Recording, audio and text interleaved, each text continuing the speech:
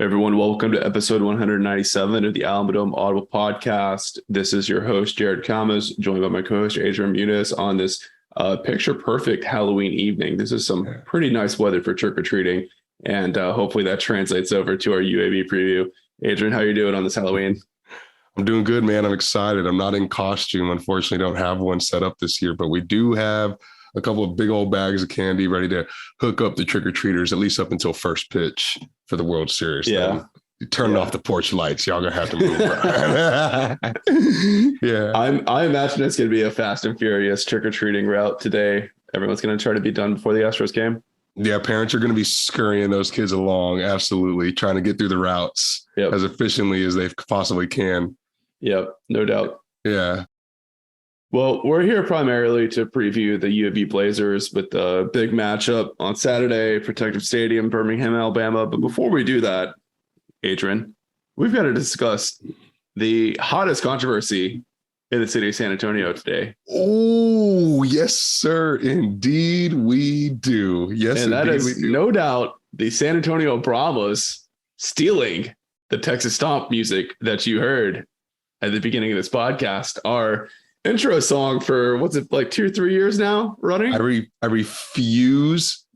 absolutely refuse to believe that this is a sheer matter of coincidence. It does not go down like that. You're telling me the kid that runs media for the San Antonio Brahmas doesn't also happen to listen to some Alamodome Audible podcast, heard Texas Stomp and was like, yeah, that's the one. That's the song I'm going to get. See, there's no way.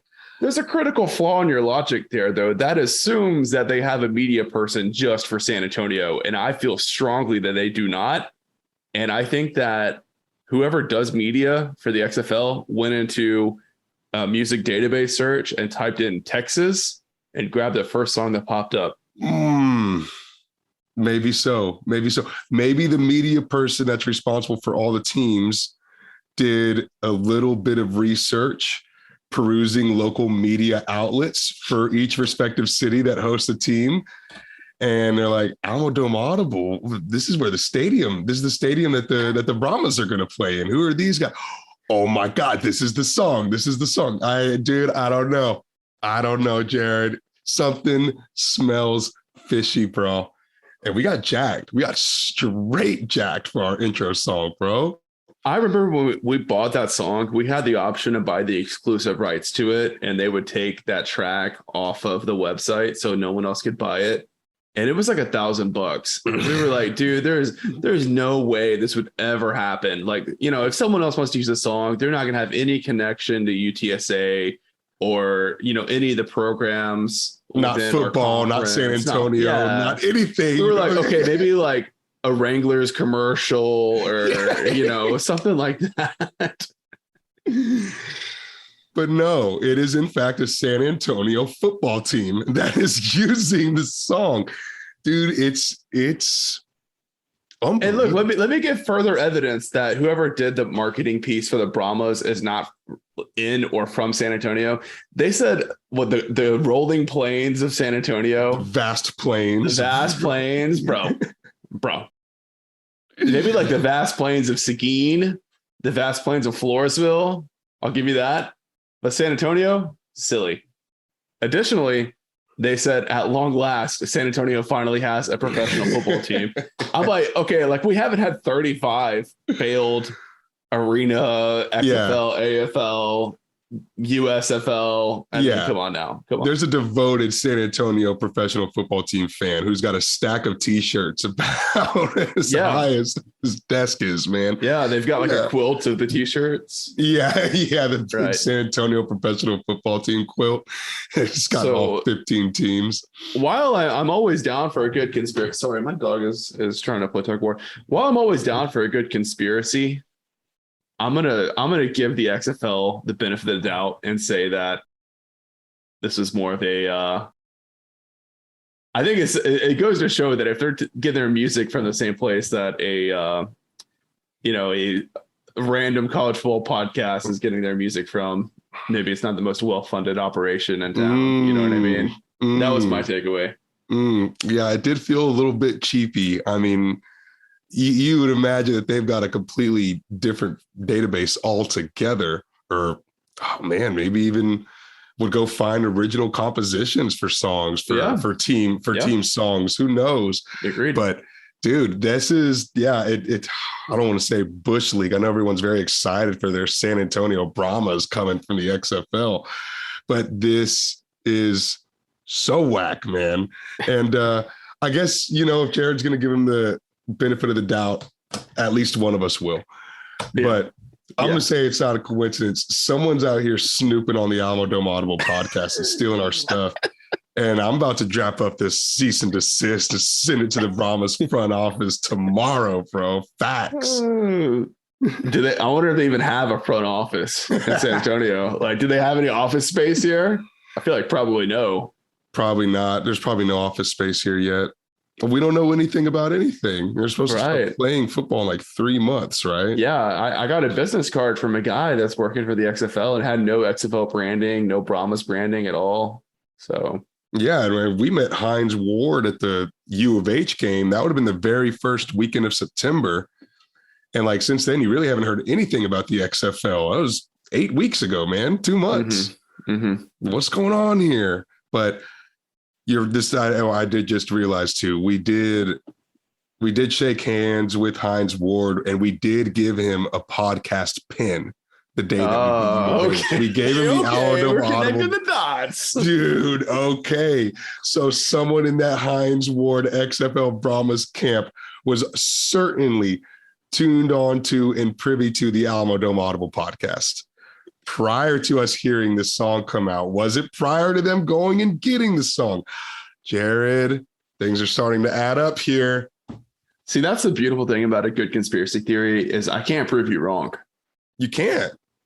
So, this is a fact. It's a fact that we rubbed elbows with Hines Ward, gave him a podcast pin, introduced him to the pod, and now XFL Brahmas are using the podcast intro song.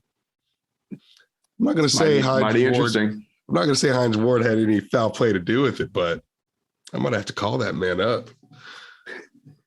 Oh, you're on speed dial basis with Hines? Dude, we rubbed elbows with him. I think one of us got a business card or something. Dude, like I hate that kind of guy that like meets someone for the first time. Be like, oh yeah, my friend, or I'm buddies with so and so. Like they don't know you. Like quit acting like you're a big shot. Right. Don't be that guy. Oh man. Anyways. Well, we're trying to cover from this blatant abuse of intellectual property. Anyways, let's preview these Blazers, man. I will be making the trek to Birmingham, my second time in the Ham. Yes. Love it. One of my favorite road trips. I'm really stoked. And it just so worked out that a band that I wanted to see on tour that skipped over Houston is playing a hometown show in Birmingham that Friday night, and I just grabbed a ticket for it. It's going to be a beautiful setting. I've been to that venue before last time I was in town. So I'm really excited to see my UAB buddies, and it's going to be a great game, man. It's going to be really good weather, like perfect weather. Dude, full on Ham weekend shaping out to be a thing of beauty. That is incredible. And the band is originally from Birmingham? Yeah. Hometown? Okay. Yep. Very nice, dude. That's awesome. Very, very excellent. So that's Friday, or that's after the game on Saturday? Yeah, Friday night. Yeah. All right. Double decker from Jared. Very good. And that's the day you're going to fly in? Yep. Awesome. Yes. Jared's second trip to the Ham. Very, very exciting. We got unbelievable pineapple pina colada cocktail shots of Jared last time, but that was at the old Legion Field. Now it is a new stadium. We don't know if the pineapple pina coladas are going to be available or not this year. I've been afraid to ask. I don't want to hear the truth. You know what I mean? I'd rather not know. But even if there are no pineapple container pina coladas at Protective Stadium, I'll find something to match that same energy while I'm in Birmingham. Yeah, no doubt. And I think there is going to be a pretty decent consensus of traveling Roadrunner fans in the building too. I've seen some people talking about it on the Twitter, so that's cool. Hopefully you're out there with a little bit of army surrounding you, a little bit of reinforcement. Yeah, I hope so. Yeah, if you're making the trip, hit me up. So we can definitely meet up and hang out. I don't have any plans other than a happy hour and then going to that show. So nice. Let's do a little Roadrunner takeover Birmingham. I love it, man. I love it. Well, while Birmingham has always treated me well, it has not treated the UTSA Run Runners well whatsoever. They have never won in Birmingham, and last two trips have been pretty awful. Abysmal. Yeah. Last one, I think Lil Narcisse went down third snap from scrimmage. Do you remember the details on that one? Yeah, that would have been, oh gosh, 2020. Right. Bill Clark's last year at the helm. Well, no, he was there last year. Last year was Bill Clark's last year, and then he left in June.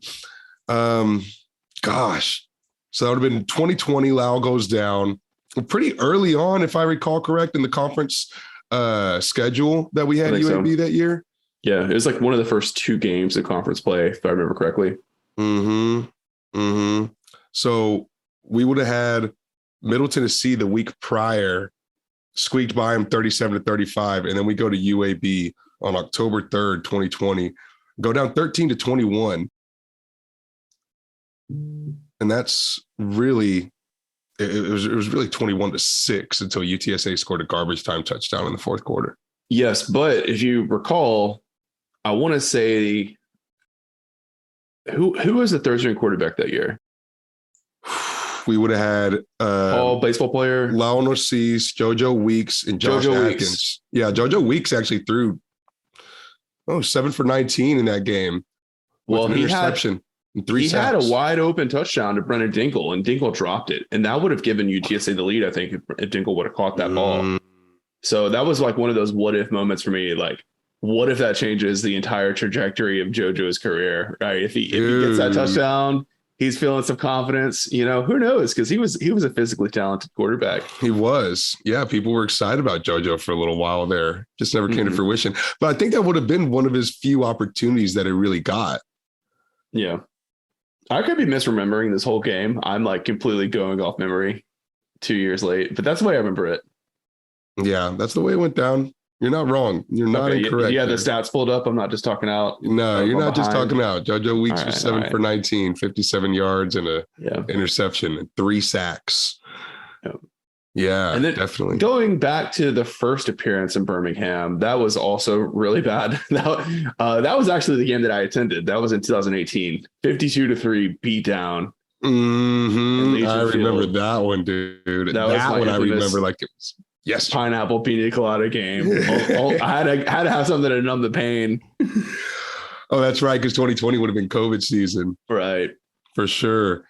Yeah. Oh man, that was really in the thick of those brutal Frank Wilson years.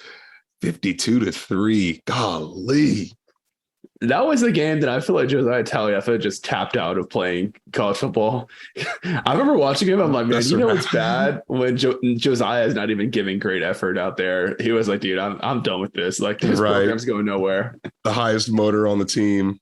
Yeah. Dude was like, forget this. Yeah. Throughout all those contests, Bill Clark would have been UAB's head coach, right? And now going into this season, a makeup of the Blazers roster-wise, you'll recognize a lot of them, but it is no longer Bill Clark's Blazers.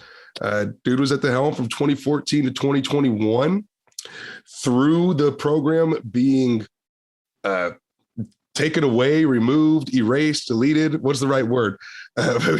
Shelved? I don't know. Defunded? Defunded. UAB has their football program taken away from them. And it's not like they came back and played football the very next year. I think it was 2 or 3 years where they actually didn't refill the football team. They come back. Bill Clark is still the man and wins 2 conference championships, 2018, 2020, wins 2 bowl games in 2018 and 2021. And I think everyone had just pretty much signed up Bill Clark to be the guy at UAB forever, in perpetuity. Right. I don't think anyone ever planned on him leaving. He had kind of overstayed his opportunity to take on a promotion or go somewhere else. He just had a really good thing that he was working with at UAB, and he was the right guy for the job, the right fit. But then all of a sudden in June of this summer, he's got back issues, health problems, decides to step away from the program and re-sign. And more or less kind of shocked, I think, the UAB program.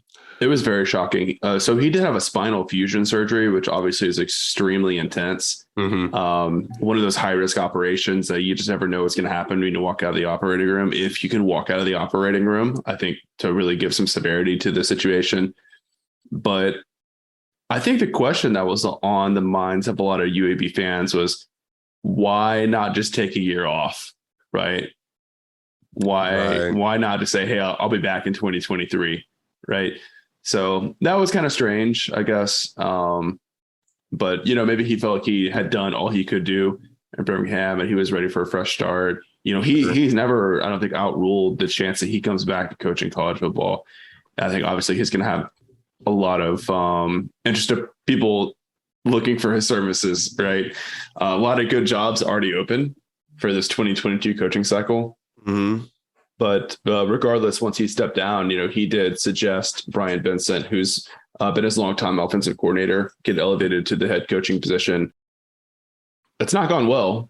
I don't think he has any chance of keeping that job moving forward. So you can tell that Bill Clark's, I guess, thumbprint isn't sticking around for as long as we thought, even though these are all his players, right? The team just looks totally different. They do not look like a Bill Clark coach team. Not at all. Not at all. And I like that you mentioned that. Why the big head scratching moment is, why wouldn't you just say you're taking a year off? Because him and Jeff Traylor are the same age. You guys are 54 years young, still several years of coaching in front of them. Yeah. Right? It's interesting to consider, but Bill Clark, I think, moving and saying we go ahead and have Brian Vincent be the interim, I mean, it's the best thing UAB could have done at the time. Oh, I mean, right. Yeah. The season, they had to do it. The season's 2 months away, to 2.5 months away. You can't possibly launch a coaching search. You can't bring in a new guy. So what's the next best thing is you have to promote from within, and who better than the guy that Bill Clark gives his blessing to. Mm-hmm. And that's Brian Vincent. But yeah, talking to UAB fans, it's so funny talking to John and Dorian yesterday, because I mean, you would swear they're like in the middle of this rebuild, like this drastic rebuild that's going to take years and years to recover from. And I'm like, you guys are a 500 football team. Y'all have the same roster that y'all won a conference championship with. I couldn't comprehend where all of the doom and gloom is coming from. I guess when you've been winning for so long, Jared, just a little bit of mediocrity is quite literally intolerable. At least that's what I got from them. Yeah, we hopped on the Blazer Victory podcast to record a preview episode with them last night. Should be releasing this week. And I also listened to their FAU recap after the loss to FAU. And man, John and Darren need a hug, dude. That was a rough listen. I've never heard so much apathy in their voices, right? And I've been listening to John for many years. I was like, John, are you okay, man? Right. But I think everything that you said is certainly true. Another thing I'll add on too is it's so frustrating to watch such a talented roster go to waste, because like when you turn the film on and you see those guys out on the field, you see them walk off the bus. A lot of guys look like they belong in the NFL on that roster. And when you're listening to teams like Rice and FAU, teams that you have a huge talent advantage over, it's hard to swallow, right? So I definitely get it on their part. Yeah. Yeah. I mean, at the end of the day, games that you shouldn't be losing, right? Especially on paper. So it makes sense. But this is also a UAB team with everything still in front of them to a degree. You've got the two best teams in conference your next two games, and you could very well throw some stuff into flux if you can go in and knock off UTSA and then knock off UNT the following week back to back. Yeah, and plus, I mean, what about bowl eligibility too? I mean, it's easy to take that for granted when you've had as much success as UAB does. But they've got a really tough schedule left, and if they want to get to a bowl game, I can almost say that this UTSA game is a must-win for them to go to a bowl. Wow. They're sitting at 4 wins. They've got LSU left on the schedule. Yep. That's pretty close. Yeah, Louisiana Tech is really the only give me that's left, and that's their last game of the year. I mean, is that on the road or at home for them? Do you know? It's in Ruston.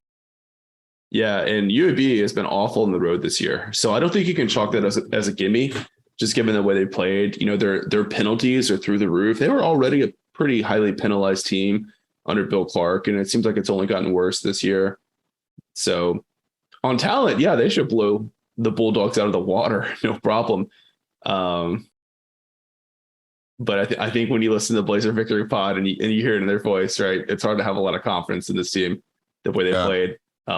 They have been such a first half team. I think they're averaging like 3 points per game in the second half or something crazy like that. Auburn Blazer on Twitter had it on his Twitter account where he broke down like the points per game in the first half versus the second half. Clearly, there are no offensive adjustments being made at halftime under Brian Vincent.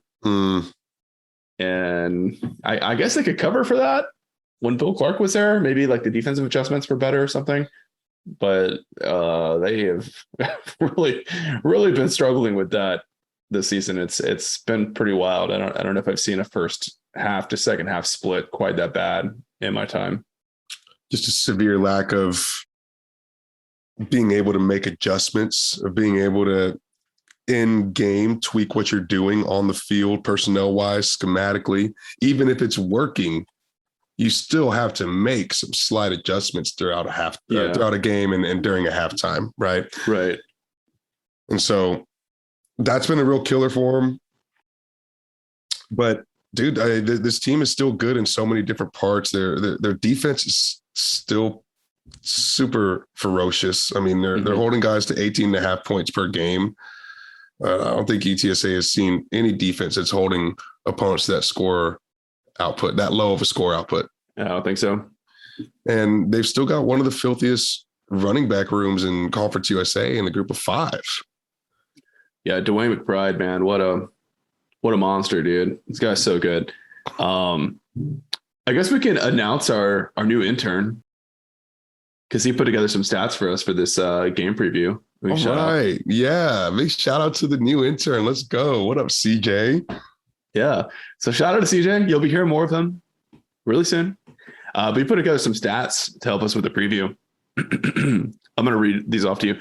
Dwayne McBride, top 5 in the nation and rushing yards per carry, 6.99 a run.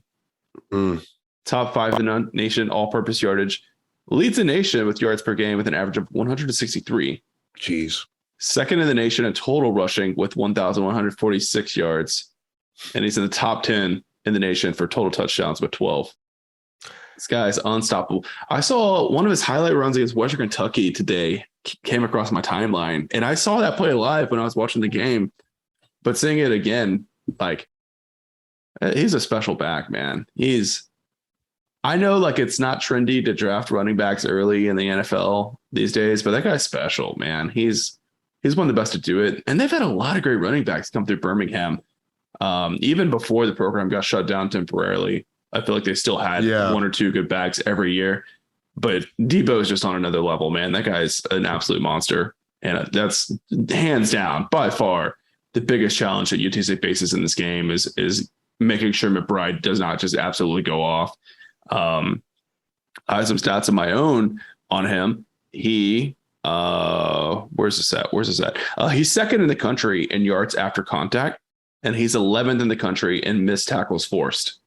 Sheesh.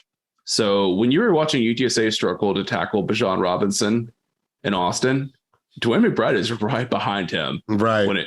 When it comes to like running with that violence, with that speed, with that size. So it's a huge task in front of UTSA this week. And, thankfully the tackling looked better against North Texas. They've got the week to rest, but they're going to have to get this guy to the ground. And it's going to be really hard to do. Yeah, it won't be an easy task at all. Yeah, I mean, just going through that stat line, I was getting Bijan Robinson nightmares, no doubt. This is going to be the most menacing back that we have to see in Conference USA. And yeah, will be the second hardest ball carrier that we've had to bring down all season. We did see the tackling improve significantly against North Texas, Jared. I mean, it was by far the most complete game of tackling, really keeping the ball carrier in front of us. And North Texas had some stud running backs running the ball for them. Yep. We were able to get down. Now, I don't know that any of them run with the physicality that McBride runs with. And I think that poses a little bit more of a challenge for UTSA when it comes to really bringing him down. It is going to be more like trying to bring down Bijan Robinson, but we have improved drastically in that department. I feel a hell of a lot better about it this week than I did 3 weeks ago, right? After playing Middle Tennessee, for example. For sure. Yeah. And I think UTSA is going to be able to play pretty aggressively against the run. I don't know if they're going to be able to like load the box against UAB, because UAB does have some deep threat receivers that they're going to have to keep in mind. But the accuracy from their quarterbacks has been a little bit underwhelming this year. Dylan Hopkins has actually missed, I think, like the last game or two with a concussion. Yeah. And San Antonio native Jacob Zeno is a transfer from Baylor. He filled in for him and he really struggled. I think he is having a hard time seeing the field, adjusting to the speed of the game. Right. So I think he only had like a 50% completion rate. I want to say Hopkins is in the 60s or something like that. 67. Yeah. Yeah. So pretty high completion percentage, but I think like we even saw last year, like he's going to miss some throws that he should totally make. And their receivers have dropped a pretty high number of passes as well. When I was talking about them having deep threats, I mean, Trey Shropshire is absolutely the guy that you think of first. He's like their big, tall, I think 6'3", 6'4", wide out. He only has 2 touchdowns and 18 catches this year. Part of the reason why is he's only catching 53% of the balls thrown his way. Wow. That's pretty rough. Like I bet like UTSA's receivers are all like 80 plus. For sure. If I had to guess, yeah. I would definitely guess that. Yeah. Dylan Hopkins, but he is smart with the football too. You know, he doesn't get him into too many bad situations. He's improved there tremendously, because when he first started for UAB, man, he was like taking every throw into double coverage. He didn't care. He was just chunking the ball shots, bro. Just taking shots, just going for it. Yeah. Yeah. And I remember like, I think like our preview for UAB last year, that was like my prediction was like Hopkins was going to throw into double coverage too much and we were going to get some picks and that was going to be the way we won the game. I don't think that he was that bad with his throw selection against UTSA last year. And he's gotten even better this year with protecting the ball. But the thing I'll say on Hopkins though, is he is not very good at avoiding pressure. So Pro Football Focus has a stat of like how many pressures turn into sacks for the quarterback. And I think he's at like 25% right now, which is not awful. Like usually like 30 plus is like a really bad rating. But I think that still shows like we've seen UTSA struggle to get quarterbacks down to the ground when bringing pressure this year. So I think they'll maybe have a little bit easier job getting Hopkins down than some of the guys they faced earlier in the year. Yeah. But UAB has always kind of been the traditional football style, right? Where it's run first and it's defense second, right? And like an old school SEC offense. Yeah. The football that Frank Wilson had dreams of being played at UTSA. It's the football that they really play at UAB. Yeah. And they've got the personnel for it. It's also kind of part of their identity. They've done it for so many years. It's their go-to and it works for them. But yeah, you really kind of buckle down and get gritty with them. And we hear Coach Traylor talk about we're going to take away what they do best. And so you've got to imagine they're really going to be focusing on Dwayne McBride. I don't know about full on loading the box, but very similar to how they played against North Texas and taking away the run game. I imagine that's what this defense is going to do a lot on Saturday. Yeah, I think you still have to keep Kelechi or Ken Robinson, whoever is going to be in at that free safety that strong safety position. Not like on the line of scrimmage, maybe not directly in tackle box, but like a little bit closer. But you got to keep Chapman, far enough back that he can help out, when there's that deep shot and hopefully like recover if a guy gets past the cornerback. But yeah, I think you're going to see more of like almost like a 5 defensive line look. I think they're going to have Ronald Triplett playing right line of scrimmage, just like he did against North Texas. I thought he did a great job of that. So I think like we're going to see a heavy focus on the run game, just like the last game against North Texas, but not a full on loading of the box, so to speak. Right. Yeah. Okay. You still got to keep some people back. Got to keep a little bit of a net there. Yeah, I mean, like when you look at their yards per catch for the receivers, they're all super, super high. Like Shropshire's is like 25 yards per catch or something crazy like that, because all they do really is hit them for the deep shot, right? Yeah. Even their slot receiver, I think like their slot receiver average ball that he catches like 12 yards past line of scrimmage or something like that. So they are not dinking and dunking on anybody. Like they pass to get yards, not to keep the defense honest. Yeah, this is ridiculous. I'm looking at the receiver averages now. Yeah. There's only like two starting or two that would be on the two deep that are in single digit averages. Mm-hmm. That's crazy. Wow. So we full on expect Dylan Hopkins to be back. Has that been confirmed? Yeah, he traveled with the team to Boca Raton last week, so it's not fully confirmed. I doubt they'll confirm it before kickoff, but I do definitely expect him to play. Okay. Sure. But still, the distribution wise, you're going to see him run the ball a hell of a lot more than you see him back up the pass. No doubt. Yeah. Okay. Unless UTSA got off to a big lead up front, but I mean that would definitely be UAB going away from their intended style. So, I mean, as of right now, what would you say roughly your temperature is on UTSA's ability to slow down Dwayne McBride?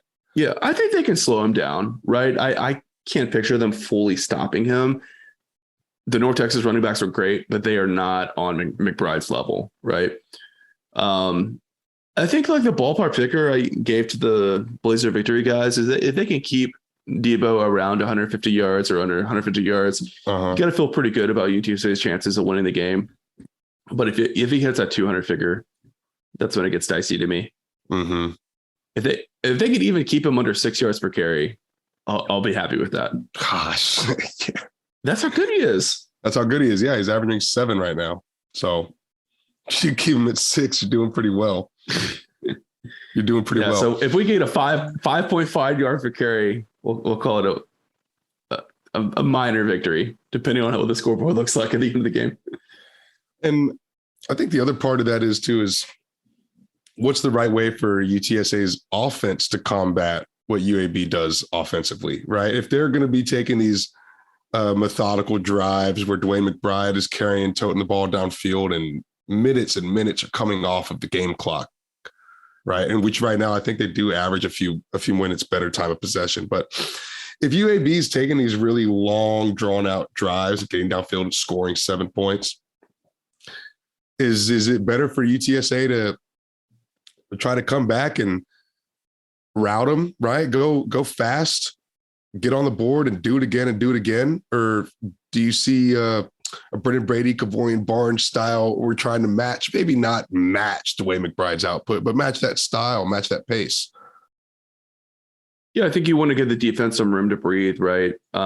There's nothing worse than having to defend a 6-7 minute drive and then your offense scores in 3 plays and you're right back out there for another 6-minute drive. Mm-hmm. It's really going to wear you down. And I think UTSA can hold off against that a little bit better because they rotate players so much and they have, pretty good depth at most positions on defense. But ideally, you can do those rotations mid-drive and then keep guys fresh for the next drive, right? So then like if the 2s come out to start the next drive, you can bring the 1s back in halfway through that drive and stuff like that. But that's hard to do, right? Depending on the tempo of the offense and all that stuff.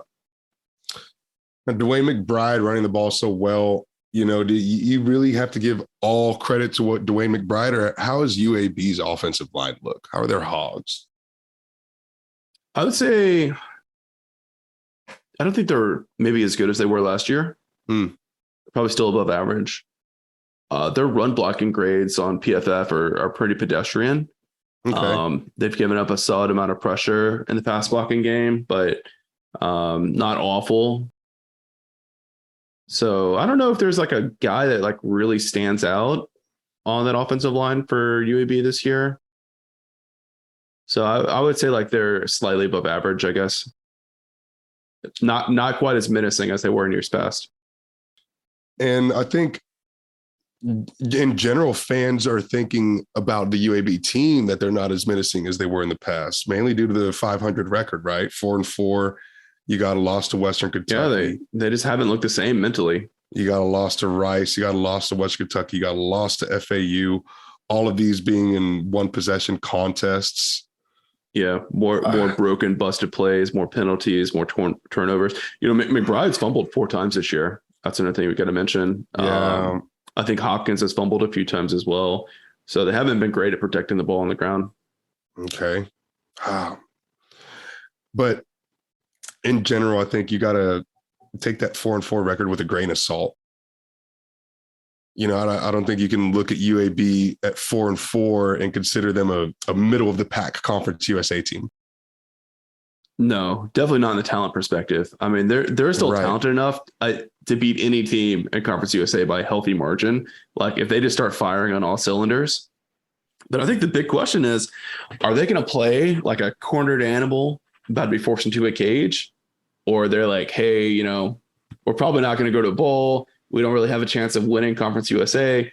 Our coach is going to get fired for sure at the end of the year. So like we're chilling, who cares? Where's the mentality at? Where's the mentality, right? Are they going to keep that dog in them? Or is that dog in them going to reemerge that we haven't seen much this year?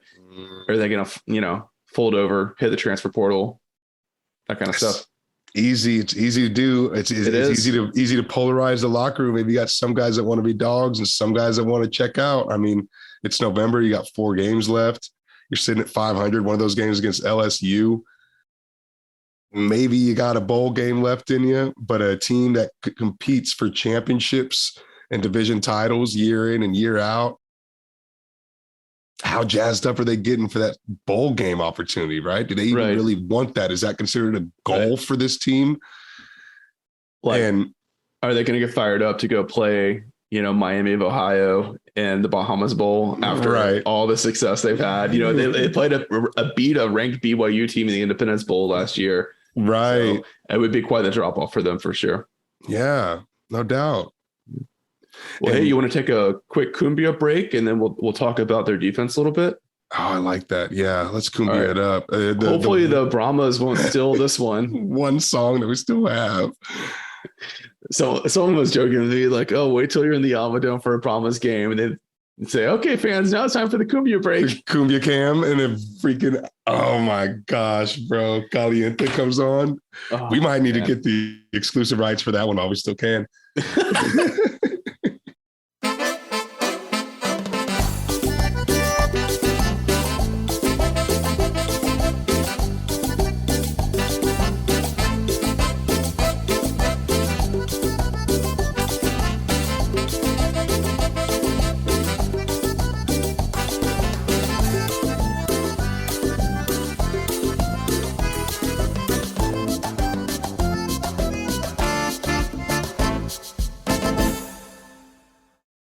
All right, guys, hope you guys enjoy the Cumbia break. You got to get up and stretch a little bit because now it's time to talk about the real strength of this UAB team, which is the defense. Yep. I think, Adrian, you said they were holding opponents to 18 points per game earlier? 18 points per game, man. It's freaking nasty, man. Just ridiculous. Ridiculous. Can't even remember the last time UTSA had a final score in the teens. It wasn't this year, I don't think. Yeah, because we managed to get to 21 against UT, right? Yeah. Yeah, dude. Was there any last year? Not that I can remember. No, there couldn't have been one last year. There's no way. I think even the North Texas game, I think they still scored 20. About that stupid North Texas game. Oh, I'm sorry to trigger you on Halloween, no less, man. That's your trick of the trick or treat. Yeah, that is usually whenever they come up in conversation. Nope, 23-45 against North Texas. Yeah, dude, we got to go back. We got to go back to see when Jeff Traylor ever put up a teens burger against anybody. Looks like it would have been against, 2020 season. We had some hard ones. UAB 21, UTSA 13. Well, there you go. There you go. It was against this team. That checks out. Yeah. And I'll say this defense is as talented as they've ever been. I think the one position where I see a drop off for them talent-wise compared to last year is at that edge linebacker position. They went like 3 strong years with having NFL-level guys right there. I'm not sure if they have one in the roster right now. They lost Alex Wright and Antonio Moultrie last season. Both of those guys were fantastic. They combined for 72 pressures on opposing quarterbacks last year. The guys they have playing this year only have 26 so far. So obviously 4 games left to play, but it's pretty hard to imagine they're going to come anywhere close to matching that number from those two. That's Kel Sanders and Drew Tuazama. Stepping in the edge position. But then, I was thinking about it and I'm like, 26 is not a lot. Then I pull up UTSA's pressure counts and they're pretty much the same as UTSA with like Trey Moore and Jamori Robinson, right? So to give you guys a ballpark, like it's a huge step back for UAB, but they're still like good compared to other defenses. They were just incredible with Alex Wright last year. Right. They were just on a different level. Yeah. I think the most menacing group out of this entire defense right now has got to be the linebacking core. What'd you say? Man, Noah Wilder's such a stud. I feel like he's been there forever. Like I honestly thought he had graduated. I don't know if he's on a super senior year or whatever. But yeah, he's had a hell of a year. What's he at on tackles? Yeah, 75 tackles already. 75 tackles for Noah Wilder. Yeah. And then 51 tackles for Tyler Taylor. Yeah, I'm not as familiar as Taylor. I'm not sure if he was a newcomer. I know they had like an SEC transfer in their linebacker core. I'm not sure if it's Taylor or another guy. But yeah, man, those guys stuff the holes up front. Like, I don't think they make a lot of whole like highlight reel type plays, turnovers and stuff like that. But just really clean, sound football players that don't miss a lot of tackles and just play good fundamental linebacker role and super critical. Yeah. Yeah, Tyler Taylor played at LSU as a freshman, but that was back in 2017. So he's been with UAB for a couple of years now, but I think his snap count has gone up a hell of a lot this year. Yeah. Yeah, I think one guy that's really stepped forward and, he was good last year, but looks even better is Grayson Cash at safety. This guy's balling out, might be the best player on the defense this year, which is saying a lot. And I think he's kind of his coverage ability is kind of pun intended covered up for some of the fallback on the pressure side of rushing the quarterback. So definitely a guy that Frank Harris is going to be really mindful of and make sure he's not floating the ball anywhere near Cash. Yeah, he's already got 3 picks on the year, 2 pass breakups, pretty filthy. Yeah, very filthy indeed. Yeah, holding teams to only 37% on third down completions. They get back there for some sacks. When we talk about Kel Sanders and Drew Tuazama a little bit earlier. Did you mention Fish McWilliams? Not yet, no. Okay. I'll have to admit, so I remember when this guy committed to UAB, I watched his highlight film and I didn't think much of it because like UAB fans are super hyped about Fish McWilliams. And I'm like, it must be the name. That must be why. Right. But no, he's turned into quite a player for them. Probably their leader on that defensive front right now, if I had to guess. He's broken out quite a bit. He's 5th on the team in like run stuffs, which is impressive because he's also missing a lot of tackles, right? The interior defensive position, it's probably not as bad if you miss a tackle because the linebacker is probably going to be able to clean up after you. But you can imagine if he was missing an average amount of tackles, like 10% instead of 25, those run stuff numbers would be pretty impressive. But just kind of like a bowling ball type of a defender, I'd probably compare him to like Lamont McDougall for UTSA, not quite as short as Lamont. But he's kind of that smaller disruptive guy in the middle that can kind of move around and plug up some holes and burst through because he's so quick off the ball. He's nasty, man. Second on the team in tackles for loss. Also doing some numbers in the sack category. Yeah, they're stout up there in that front 7 in particular. Just nasty. Yeah. Really, really nasty. Yeah, they always are. Like I said, you'd like to see some more pass rush from them this year. But as far as defending against the run, they've been tremendous as always. What about their cornerback? What about their defensive backs, cornerbacks being able to hold Frank Harris's passing game to UTSA's receivers? Well, I think their 2 starting wideouts are both really good. Starling Thomas and the other McWilliams, Mac McWilliams. Yeah. Yeah. Both of those guys have been really good for UAB this year. But the matchup that I'm watching for is Keandre Swoops, who's like their kind of nickelback. He usually covers the guy in the slot.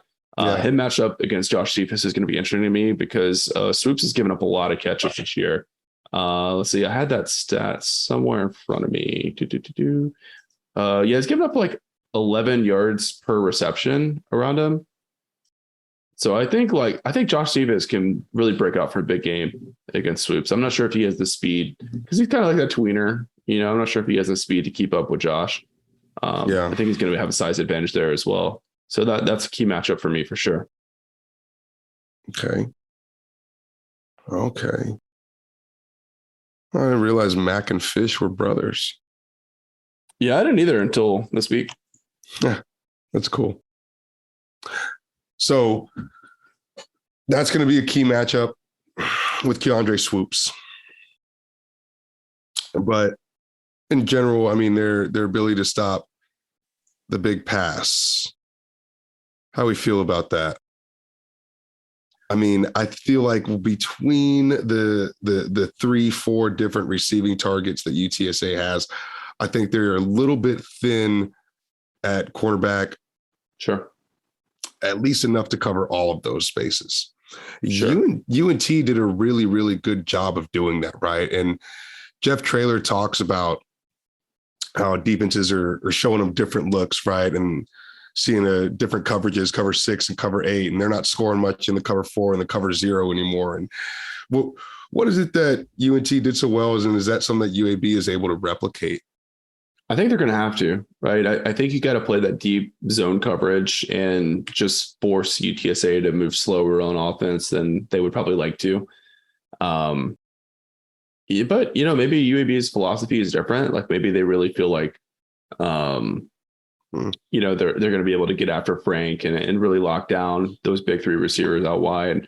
Because they do have some of the best corners that UTSA has gone against this year. I mean, I think both Starling Thomas and McWilliams are, near the top of the conference as far as cornerback talent goes. So, they might be willing to take the risk of like leaving JT and Zakari out there on islands and, see where it goes.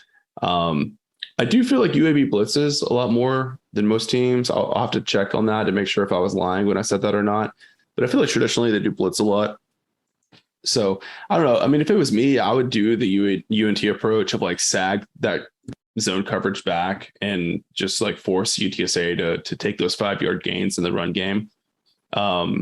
But it wouldn't shock me if UAB mixes it up a little bit more because they are so talented on defense that they probably feel more comfortable leaving their guys in man coverage and trying to get after Frank with the blitz and all that.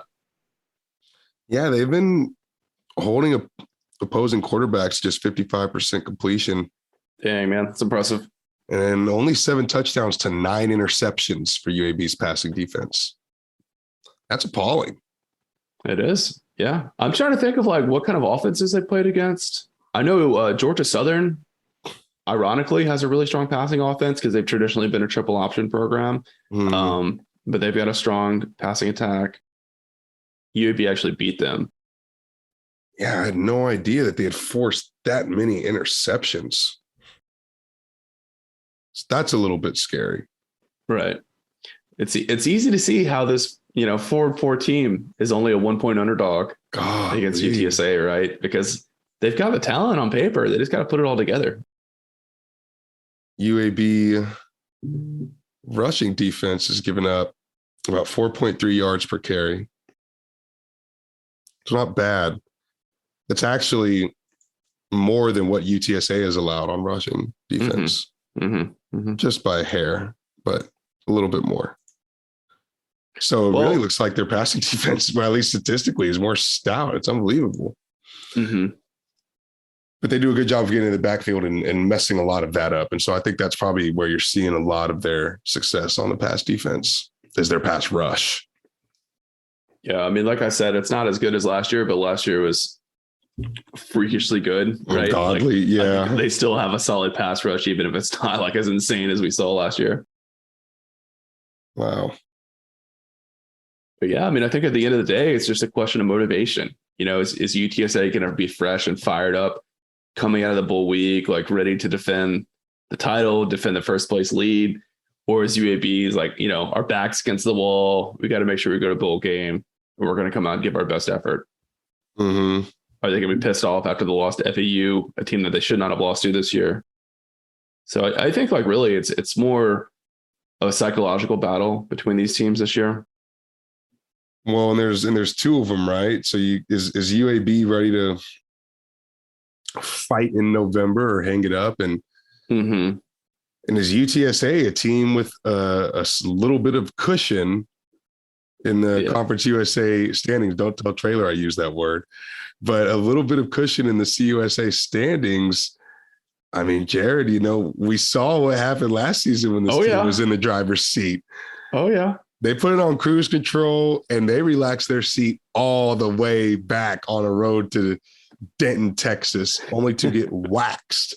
And so, yeah, man, is UTSA ready to continue to stay hungry, continue to stay mad and play with that ferocity that they need to play with?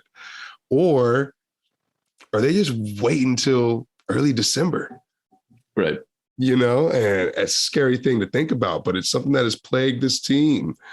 And so we've got to snap into it. We've got to keep our foot on the throat, right? Scary. Yeah. Who wants some more? But we can say that there is some positives for UTSA heading this week, obviously outside of getting the rest off the bye week. Yeah. Looks like they might get some additions back. So Drew Prox and Payne Hebert are both listed on the depth chart this week. I don't know if they've been listed on any depth charts previously this year, but it's two guys we haven't seen play at all this season. So I think both positions that they play are massively in need of depth at inside linebacker and offensive tackle. So even if these guys can play 5-10 snaps, it's probably still going to be a huge benefit to the team. Yeah, I don't think they have been on a depth chart so far yet this year, but you heard Trailer tell them during the interview that they have been practicing. I think they even practiced a little bit last week. So slowly but surely those guys are coming up. But yeah, it could be massive. I mean, at this point, anybody coming in for any amount of snaps is a huge benefit to UTSA's health. Yeah, totally. Now on the flip side, guys that didn't practice, Vinley Tadafu and Terrell Haynes were both held out last week.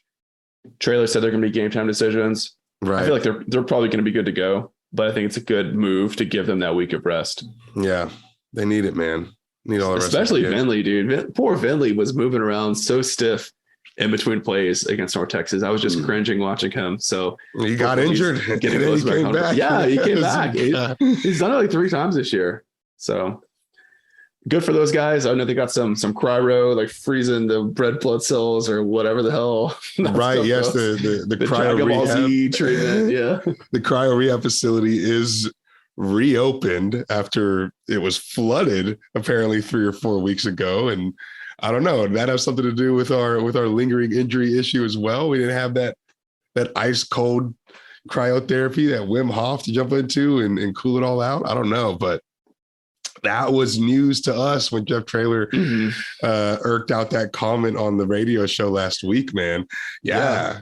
I think we catch wind of a lot of stuff that we don't talk about on the podcast because, we don't want to, get people in trouble for speaking or whatever. But that was one that totally caught me off guard. I feel like I for sure would have heard of that. That one had not leaked out. No, man. Yeah.